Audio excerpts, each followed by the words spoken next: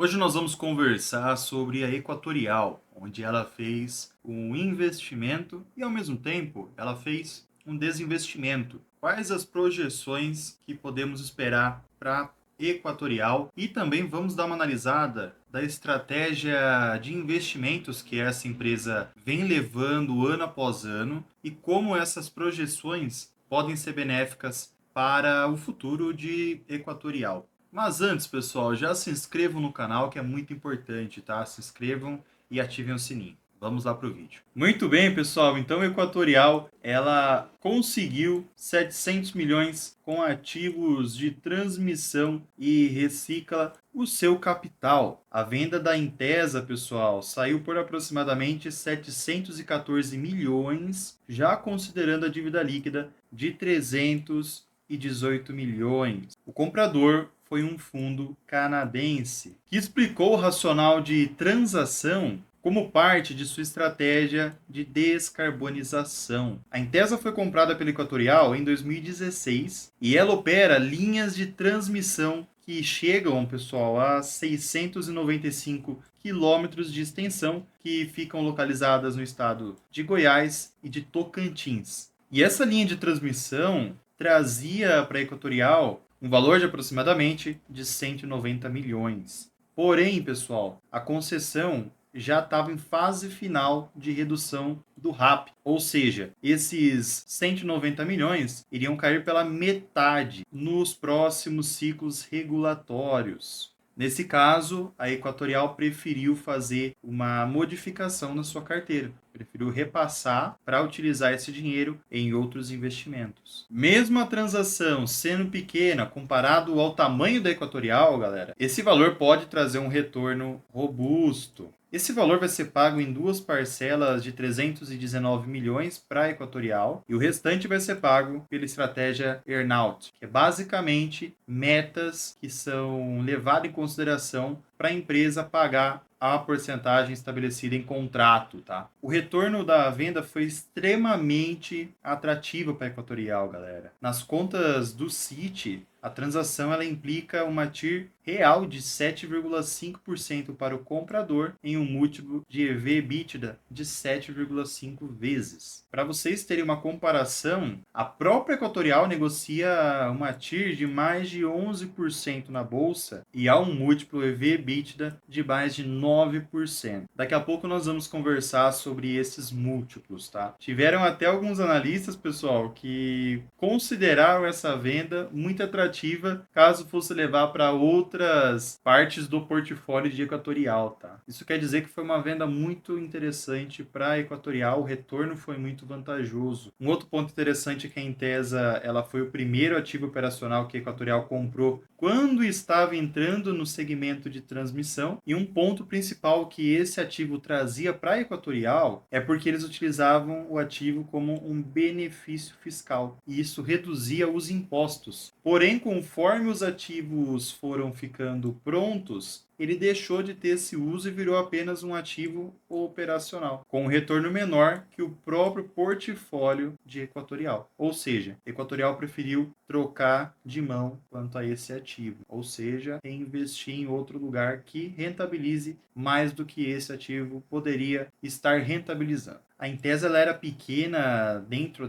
do portfólio de Equatorial, principalmente porque Equatorial hoje tem um RAP de 1,2 bilhão e um EV de cerca de 10 bilhões na conta dos analistas, ok? E reparem que essa venda, pessoal, ela veio no momento que a Equatorial ela está se planejando para fazer investimentos. E um dos investimentos que foram feitos, que no caso seria uma estratégia de capital, foi a compra da CELG-D em setembro do ano passado, quando ela pagou 1,5 bilhão pelo ativo. Porém, pessoal, eu venho analisado bastante Equatorial, eu tenho Equatorial na minha carteira de investimento, e reparem uma coisa, conforme o comunicado que saiu recentemente no RI de Equatorial, pessoal, reparem que houve um reajuste, ou seja, uma redução de 142 milhões. Ou seja, o valor final ficou em 1,3 e não 1,5. Ponto muito positivo para a Equatorial.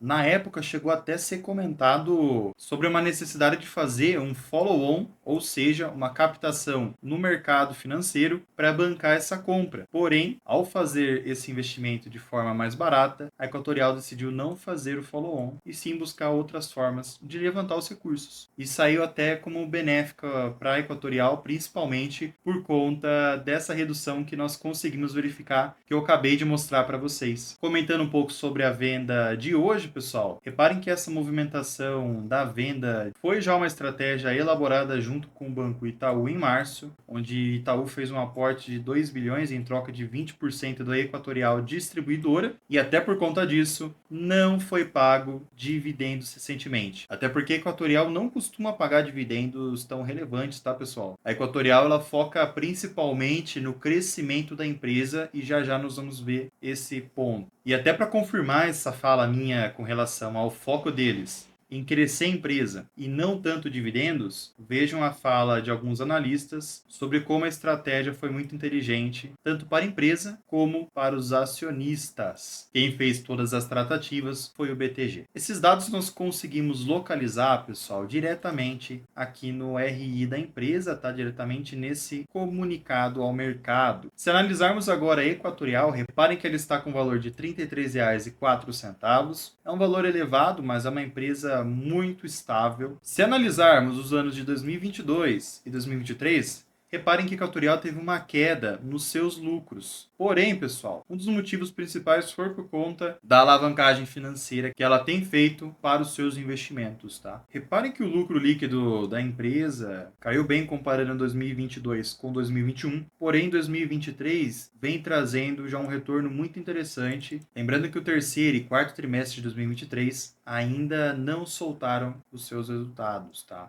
Ou seja, pode vir um retorno muito interessante em 2023, trazendo uma recuperação muito positiva para a Equatorial e demonstrando que foi apenas uma alavancagem para investimentos essa queda de lucros, tá? Outro aspecto que também acabou afetando demais a empresa, vejam um comparativo da receita e dos lucros. Reparem que em 2022, apesar do lucro ter vindo um pouco abaixo, as receitas vieram muito positivas e acima de 2021. E esse ano já ultrapassou 2022. Ou seja, um dos motivos principais que eu acredito, na minha visão, é por conta da alavancagem que Equatorial trabalha, tá? Vejam que para confirmar isso, temos a margem líquida. Vejam a queda de 2020 e 2021 comparado a 2022 e 2023. Um outro ponto para a gente se atentar é quanto ao seu LPA histórico. Reparem que desde 2014 a empresa vem trabalhando com LPAs acima de 3,5. E a partir de 2019, que teve uma queda, mas depois retornou, e agora em 2022, e nesse ano, teve uma queda novamente, trabalhando com, até o momento, um LPA de R$ 2,00 aproximados, tá? Para quem não sabe, o LPA é o lucro por ação. Reparem que é uma média bem elevada, tá? O seu PL já esteve trabalhando em momentos mais reduzidos, como 2021, por exemplo, e até o momento agora trabalha de forma elevada, onde hoje está trabalhando com um PL de 15,91, tá? Para quem não sabe, o PL representa o número de anos necessários para obter o retorno ou lucro do capital aplicado, considerando que o lucro por ação permaneça no nível atual, ok? Trazendo para vocês agora o VPA, que seria o valor patrimonial por ação. Reparem que desde 2019 os valores estão em crescente, retornando à média histórica desde 2008, tá? O seu PVP, que é o preço pelo valor patrimonial, está na sua média, porém comparado a anos que Equatorial teve um retorno muito interessante, está abaixo, tá? O P sobre EBITDA da empresa atualmente está trabalhando bem abaixo. Isso quer dizer que as pessoas estão dispostas a pagarem 4,59 vezes o lucro da empresa antes dos impostos, depreciação e amortização, tá? Agora um ponto interessante para a gente analisar é sobre o EBITDA. Reparem que o EBITDA atualmente está bem elevado comparado aos outros anos. Ou seja, a eficiência operacional da empresa está muito atrativa, tá? O ROI do ano de 2022 e 2023 da empresa foram um pouco abaixo comparado à Selic, porém foram ROIs bem interessantes, de 10% e 11%, porém a média da empresa é de 20% de ROI. O ROIC da empresa até o momento trabalha com uma média de 11% e atualmente estamos abaixo dessa média, tá? O EV sobre o EBITDA da empresa até o momento trabalha em 8,78, isso quer dizer que o valor da empresa é 8 vezes o seu lucro antes de sair os juros, impostos, essas coisas, tá? Porém, reparem que a média desde 2008, ou se quiserem levar em consideração 2014, eram bem elevados, tá? Sobre a média do beta de Equatorial, pessoal, reparem que a volatilidade da empresa fica abaixo de 1, ou seja, abaixo da volatilidade do Ibovespa. E reparem que são valores bem abaixo de 1, né?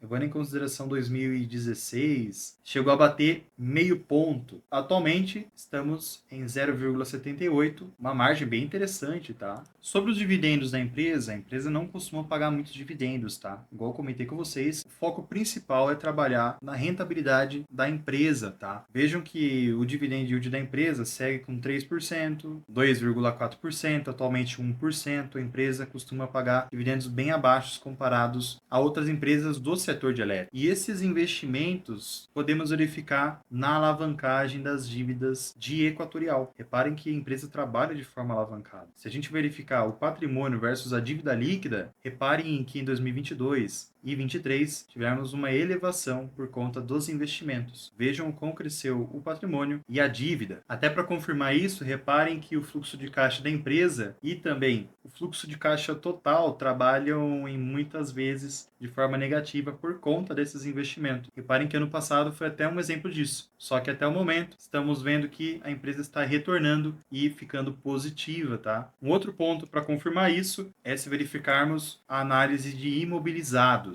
Reparem, pessoal, no crescimento de 2022 e 2023 de imobilizados. Isso é por conta de investimentos. Tá? A empresa recentemente soltou um comunicado ao mercado, seria uma projeção dos valores que a empresa entregou nesse terceiro trimestre, já trazendo uma projeção dos resultados do terceiro trimestre. Se nós verificarmos aqui, eu não sei se vai dar para vocês enxergarem, mas a energia injetada total do terceiro trimestre de 2022 foi de 15.823 e em 2023 teve uma crescente subindo para 16, ok? A energia faturada no trimestre anterior, no caso em 2022, foi em 12.314 e nesse trimestre foi em 12.828. Da energia distribuída, no trimestre de 2022 foi em 12.747 e nesse ano, no terceiro trimestre de 2023, foi em 13.609. O número de consumidores também teve uma crescente e as perdas totais injetadas nos últimos 12 meses, reparem que tivemos uma queda, ou seja, os resultados vieram positivos. Isso pode indicar que a empresa vai trazer um lucro nesse terceiro trimestre. É claro que podem entrar outros fatores também, tá? Se analisarmos o gráfico mensal da empresa, reparem que é uma empresa muito estável, pessoal. Vejam que segue em tendência de alta, não tenho que questionar, é uma baita de uma empresa. Vejam que ela só trabalha em tendência de alta. E um dos motivos disso é porque ela foca principalmente em investimentos. Então, ao invés de ela distribuir o seu dinheiro, ela acaba focando só em investimentos, evitando assim a volatilidade. Isso não é uma exatidão, tá? Não quer dizer que empresas que pagam dividendos vai ter mais volatilidade de maneira alguma, tá? Porém, podemos verificar que na tendência de Equatorial ela trabalha uma certa tranquilidade, tá? E para quem tem interesse, os resultados de Equatorial vêm no dia 8 de novembro, após o fechamento do mercado, numa quarta-feira, tá bom? Bom, não se esqueçam de se inscrever no canal e deixar o like, tá? Que é muito importante, beleza, pessoal? Bom, fique com Deus, um grande abraço a todos, eu vou nessa e fui, pessoal.